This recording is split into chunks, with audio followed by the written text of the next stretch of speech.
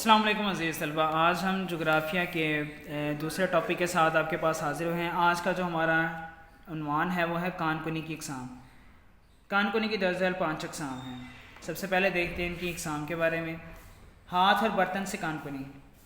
بعض اوقات قیمتی معدنیات مثلا دھاتیں، سونا وغیرہ کے ذرات دریا کے پانی کے بہاؤ کے ساتھ دریا کی مٹی میں بہہ کر آ جاتے ہیں۔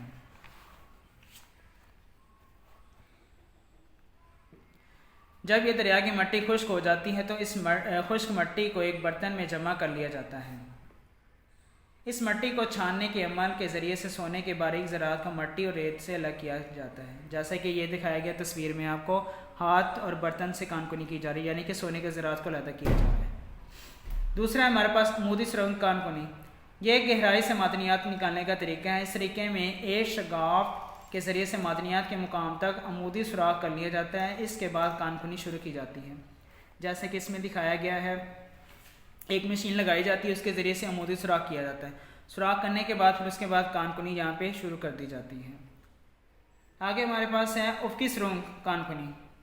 اس طریقے کان کنی میں پہاڑی علاقوں میں ڈھلانوں کے درمیان سرنگیں یا کھائیاں بنائی جاتی ہیں۔ جب ڈھلوان سطح پر معدنیات نیچے کی طرف گرتی ہیں تو ان سرنگوں یا کھائیوں میں آ کر جمع ہو جاتی ہیں۔ پھر ان کھائیوں کو کھود کر معدنیات نکالی جاتی ہیں۔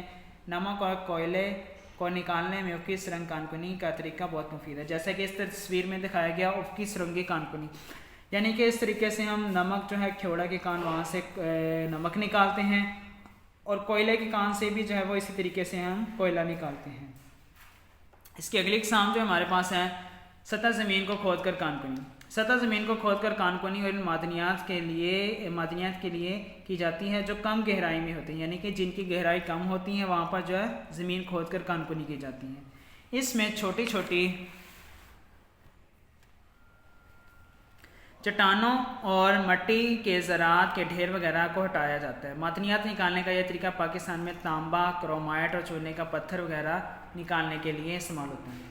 سوراخ کر کے کان کنی۔ معدنیات کو نکالنے کے لیے اس طریقے میں معدنیات کو زمین کے نیچے زیادہ گہرائی مقام پر مشینوں سے سوراخ کر کے نکالا جاتا ہے۔ سوراخ کر کے پائپ نصب کر دیے جاتے ہیں۔ ان پائپ کے ذریعے سے معدنیات کا اخراج کیا جاتا ہے۔